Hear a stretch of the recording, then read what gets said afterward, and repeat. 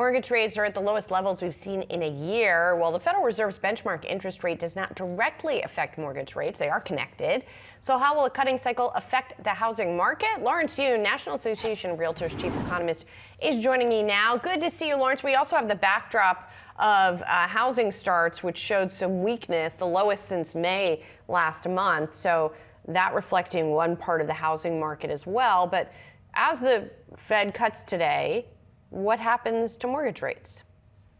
Mortgage rate is not a one-to-one relationship with the Federal Reserve, but nonetheless, directionally, it tends to move in the similar. So we saw that mortgage rates have already fallen in anticipation of the Federal Reserve rate cut today, for certain. And then I think the question is how many additional rounds of rate cut in the upcoming months? In my view, at least through this year, it could be 2 or 3 additional.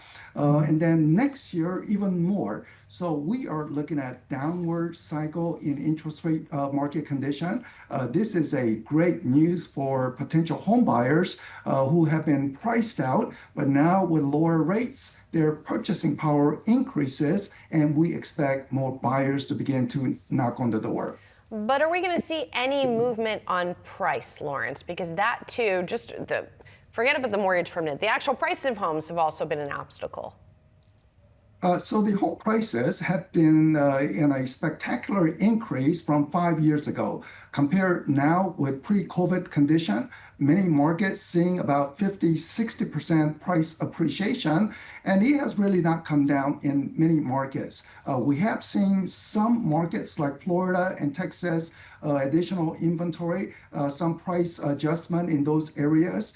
People should view it as a second chance opportunity to get in, given the strong job creation in those states. But what we anticipate is that with the income rising roughly 4%, if home prices can rise below that level, it will be healthy development.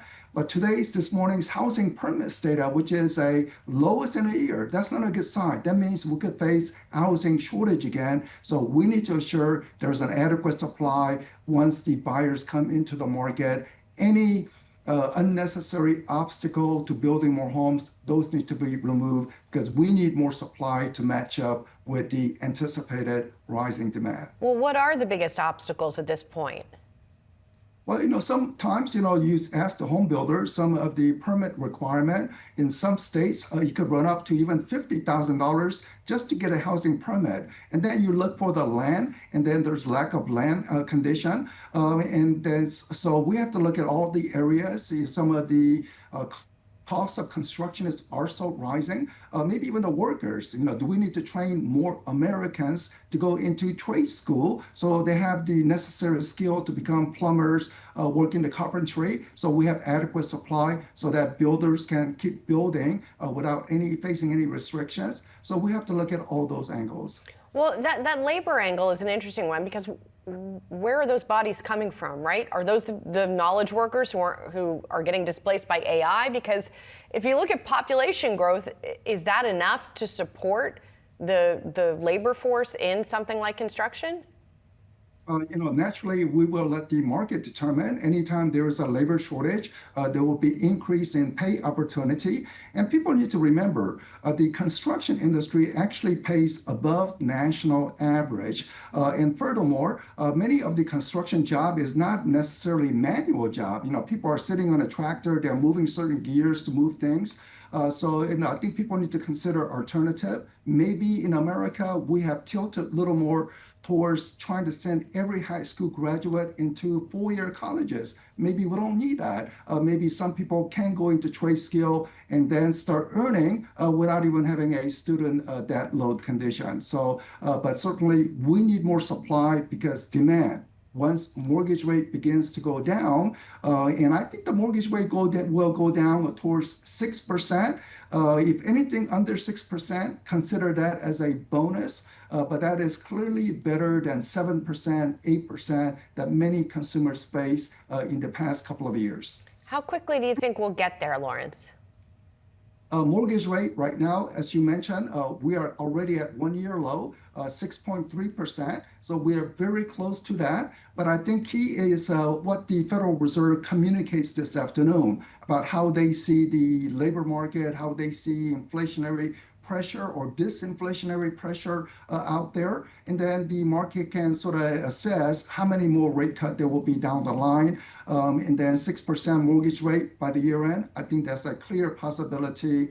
In our analysis, that just means that we are going to have another 3 or 4 million American households based on income distribution who would qualify for a mortgage who are not able to qualify early part of the year. Of course, not everyone will buy a home, but at least the pool of eligible buyers is beginning to increase. Well, as expected, the Federal Reserve cut rates by 1/4 point at its September meeting, bringing the benchmark policy rate down to 4.25%.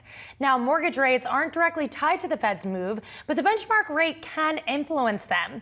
To break down what this means for home buyers, I'm joined by Yahoo Finance housing reporter Claire Boston. So, Claire, mortgage rates are now at their lowest level since October of last year. Should we expect them to shift at all following this latest decision? Yeah, Ali, so we're actually starting to see them shift already, and unfortunately things are not going the way that we had hoped. No! Mortgage rates started to rise a little bit yesterday, and then today they are up about 15 basis points more. Not what we want to see, but we talk a lot on this show about how mortgage rates are really tied to that 10-year Treasury, and Treasury yields have been rising, based on new economic data, and also people looking at what Fed Chair Powell was saying yesterday and thinking, okay, I'm not seeing that they're going to cut rates a zillion more times this year. It may only be a few times.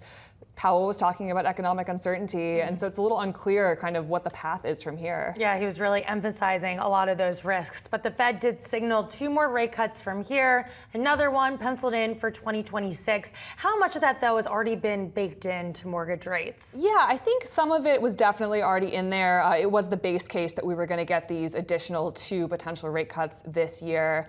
I think from here we really have to look at what economic data do we get. Is it showing that the job market is weakening or strengthening? And, in those cases, those little economic data releases can really cause Treasury yields and mortgage rates to move a lot given these uncertain times. Now, with rates back closer to 6%, National Association of Realtors Chief Economist Lawrence Yun, he told Yahoo Finance that's a good thing for buyers. So I wanted to take a listen to what he had to say.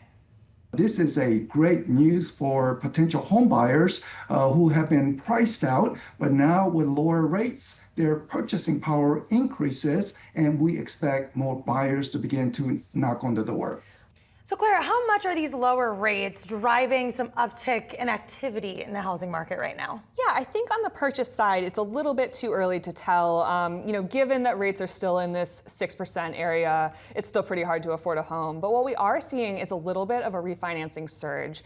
Last week, refinancings were up 58%. So, I think that's a really clear sign that people are paying attention. They are seeing that rates have fallen quite a bit in recent weeks. And, for those people that are at the 7% mortgage area or higher, they're definitely what we would call in the money for a refi, meaning that, the savings would pay for itself pretty quickly. And for those would-be home buyers still sitting on the sidelines here, is it too late to take advantage of these lower rates? Yeah, so I think it depends, what will happen in the coming weeks. That being said, when I talk to people like mortgage brokers, they say over and over again, it's really hard to time the market. Don't try to do it. When you are ready to buy a home, buy then, regardless of where the rates are. Refinancing is an option should rates fall, but otherwise, you might be waiting if you're trying to, hit some magic number there. Yes, and that's advice that I feel like I've been giving to my friends, a lot of those home buyers that or would-be home buyers that want to enter this complicated market. But Claire, thank you so much. Appreciate it. Thank you. And with mortgage rates at their lowest level since October 2024, many potential buyers may be wondering, is now the right time to buy a home? Here to break down the factors to consider is Yahoo Finance personal finance lead editor and content strategist for mortgages, Laura Grace Tarpley. So Laura Grace, let's start with the upside. What are some of the positive signs in the housing market right now? Hi, Allie. So some of the positive signs that it could be a good time to buy a house are kind of what we've been talking about, which is that weekly mortgage rates have been steadily decreasing. And according to Freddie Mac, are at their lowest rate in almost a year. So lower mortgage rate means lower mortgage payment. There are also a lot of factors in the housing market that are giving buyers more power that they've had in a few years. So more homes are for sale. According to data from Realtor.com, from August 2024 to August 2025, 21% more homes are for sale. And these houses are staying on the market for longer. The typical house is on the market for 60 days right now. That is a week longer than this time last year. And a lot of people might remember 2021, 2022, when you would feel lucky if a house was on the market for a week or even a few days. And also in those years, a lot of people had to offer way over asking price to have their offer accepted because the market was so competitive. And so now sellers are listing their homes for a lot of money and then realizing that, they're not in a 2022 market anymore and they can't price their homes that way. So they're cutting their home prices. And last month, 20% of home listings experienced a price cut. And overall, home prices are just kind of calming down a little bit. Home prices have fallen or stagnated in 39 of the US's 50 largest metro areas last month. So this is all good news for buyers. It means that they don't have to rush as much as they used to. And it also gives them more negotiating power so that they can get a better price. And hopefully buying a home is more affordable than it has been over the last several years. All right, so some positive signs there. On the flip side, though, are there still reasons to be a little more cautious? Yes, so things are improving, but they're not perfect. So mortgage rates have been decreasing weekly, but they are still not as low as I'm sure a lot of consumers would like. They are a little bit higher than they were last September. And like Claire was saying, there's really no guarantee that just because the Fed cut its rate that mortgage rates are also going to decrease. And people might just need to know that the low to mid 6% range could be the new normal. And they just need to factor that into their budget when they're deciding if they can afford to buy a home right now. Also, more homes are for sale, but inventory is still lower in most major metro areas than it was before the pandemic. So there's still a bit of a housing shortage. These are things that could be barriers for people wanting to buy right now. So then, Laura Grace, what's the number one question a buyer should ask themselves before starting this process, which can be a little complicated? Yeah, I think the biggest question to ask yourself is, where do I want to be in 5 years? If you can see yourself living where you are now in 5 years or more, then it could be a good time to buy a house. Because in general, it does become more expensive to buy a house as time goes on. So it could be good to get in the door now. But if you think you could move in the next year or two, it's probably not a good time to buy because buying a house is expensive and you wouldn't recuperate those costs if you're not going to stay in the house for a while. And final question here, when it comes to the numbers, what are the key financial factors people need to weigh before making a decision to move or purchase a home? Yeah, when it comes to financial factors, your income and how it can affect things like your down payment is a big one. So on your income, can you afford a down payment on a house in your area? Thankfully, a lot of mortgage lenders will accept down payments as low as 3% on conventional mortgages. But you should also think about whether your income allows you to comfortably afford the closing costs that you will pay upfront and your ongoing monthly mortgage payment. Also, consider your debt levels. Adding a monthly mortgage payment is a big undertaking. If you already have a lot of debt that's kind of overwhelming you, then adding on a monthly mortgage payment could just be too much. So instead, you might want to spend the next year or two aggressively paying off that other debt. So then you are in a better place financially to buy later. And the last thing is your credit score. The minimum credit score you need to buy a house really depends on which type of mortgage you get.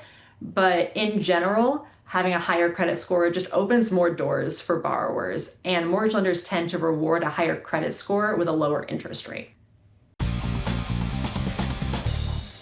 All right, well, the Fed's September rate cut and 5 straight weeks of mortgage rate declines are giving buyers a little more breathing room, but affordability remains at its worst levels in decades, with high prices, taxes, and insurance still weighing on the U.S. housing market. For more, we're bringing in Jenna Stauffer, Global Real Estate Advisor at Sotheby's.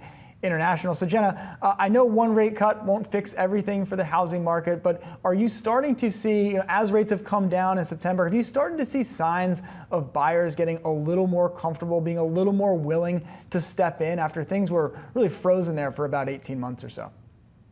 They absolutely were frozen for about 18 months or so. And look, the housing market is so sensitive to any interest rate changes. So when you do see interest rates go down, you do see purchase applications pick up, you see activity pick up. So we have seen some buyers come off the sidelines. It was nice seeing mortgage rates come down. Now that we do have a rate cut, we don't know exactly what's going to happen with mortgage rates, but I do expect mortgage rates to continue to ease. It might not be in a straight line. It's going to be really dependent on data that we get and if economic conditions can really align. Now, the sticker price on the house is one thing. When you talk to prospective buyers, are things like the rising costs of home insurance, particularly in markets like Florida, are these things becoming more prominent in those conversations? Because it seems like for a long time, it's like, well, okay, house costs X, mortgages Y, I can or cannot afford that. But these other pieces of the puzzle now seem to be playing a larger factor in the caution we've heard from a lot of buyers.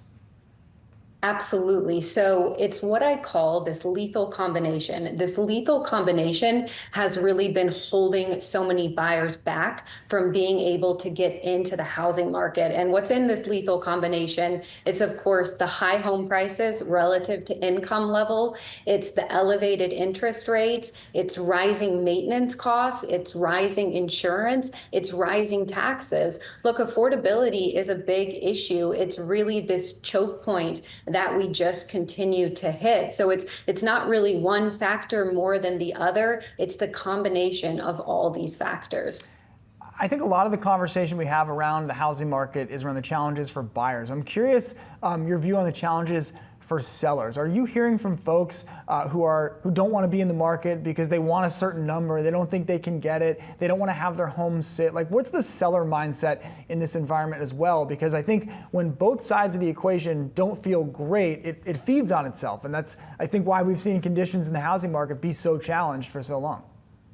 Absolutely. There's been this mismatch of expectations and reality. And you do have sellers that are discouraged with this housing market. It's been a tough pill for some to swallow. They're not seeing in some markets the price increases, these rapid price increases that they had been getting used to. So they're having to adjust to the market. And for some sellers, they're in a position where they don't have to sell. So they are pulling their listing. You're seeing delistings really pick up. That is a big thing. We have seen an increase in inventory this year. So that's been putting this downward pressure on price growth. Prices have gone up tremendously. So even when we see this deceleration in price growth, homeowners are still sitting pretty. They're sitting on record equity, but in their mind, they're still back in these 2021, 2022, and they're not really in line with current market conditions. Yeah, and I see it in my neighborhood. No one wants to be the home with the for sale sign sitting for months and months and months and months. They just want to move it off.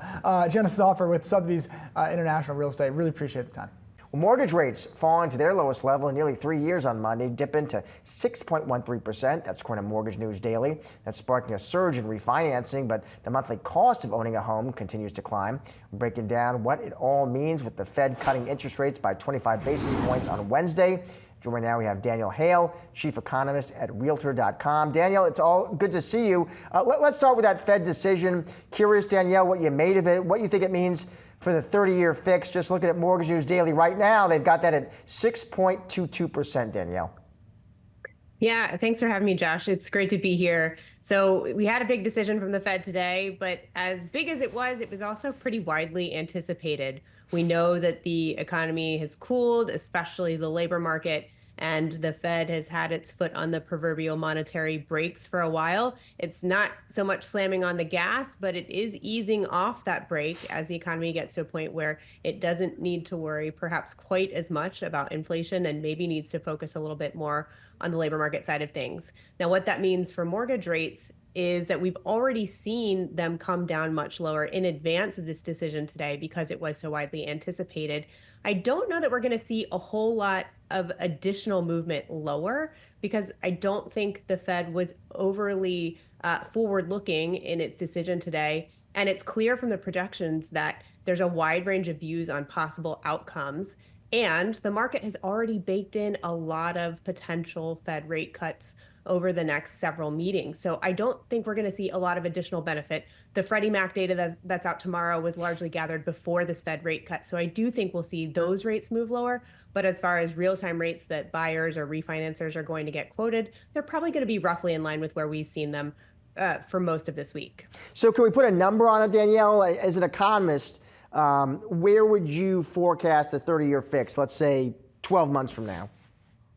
12 months from now, I think we'll probably still be in the low 6% range. So not a whole lot of additional easing. If we see a more substantial economic deterioration, I could see us move down into the high 5%. But with an economy that progresses, bumps along, avoids a recession, I think we'll be in the low 6% range. And low 6, Danielle, would that spark meaningful activity? I think so. We saw this roughly a year ago when mortgage rates got down to roughly 6.1%, almost exactly at this time last year. We saw existing home sales pick up as we moved into the later fall months, and that uptrend continued all the way into the new year. So I do think this is low enough to see some pickup in mortgage rates. And already we've seen an uptick in mortgage purchase applications and also in refinance applications, according to the mortgage banker data that was out today. So I do think we'll see a rebound in housing activity, perhaps not quite as strongly as if mortgage rates moved lower, but it is enough to jumpstart activity.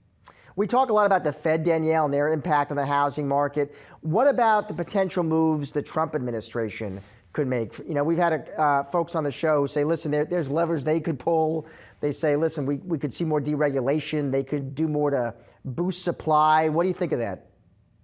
Yeah, at the end of the press conference today, Chair Powell got a question about housing affordability. And, he sort of rightly said that there's only so much the Fed can do about housing affordability. One of the big challenges facing the housing market right now is a shortage of homes that have been built over the last decade. Realtor.com has an estimate that puts us right around a 4 million home shortage. And that's not something that the Fed's tools are really well equipped to solve. Policy, however, not just federal policy, but including federal policy, is better equipped to address those challenges. We've got to make it easier for builders to build, whether that is cutting regulation and red tape at the federal level, or perhaps even more importantly, at the state and local level. That will help make it easier for builders to build and create more housing that can help bring down that pace of home price growth that has been really rampant the last few years. Sticking with Trump, Danielle, what about tariffs, deportations? How are those policies impacting the housing economy? Yeah, so from a policy perspective, the Trump administration has been a bit mixed. So the immigration policy has led to reduced labor supply by most estimates, and that does create challenges for home builders and the building economy. Now, on the other side, tariffs have been hit or miss on, in some cases, building materials have been accepted from the harshest tariffs, but there are still tariffs that are affecting a wide swath of building materials, and that's making it more costly to build. And of course, the variability of policy is making it more challenging for builders to plan. So all of those things are sort of counteracting some of the administration and Congress's other housing moves designed to make it easier to build. So it has been a bit of a mixed bag so far. Final question, Danielle. I know we've been talking here about housing on kind of a national level. Are there important regional differences you would call out right now? Yes, absolutely. In fact, our latest housing trends report focused a lot on how the Northeast and the Midwest continue to be relatively competitive, relatively hot. Many metro areas in those regions are still in sellers market territory, so they're relatively favorable for sellers. But in the South and the West, we're seeing a lot more homes for sale, a lower buyer activity. And so those markets, 7 of them, in fact, have shifted into buyer's market territory. Nationwide, we're in balance, but it really depends on where you are as far as the conditions you're going to see on the ground.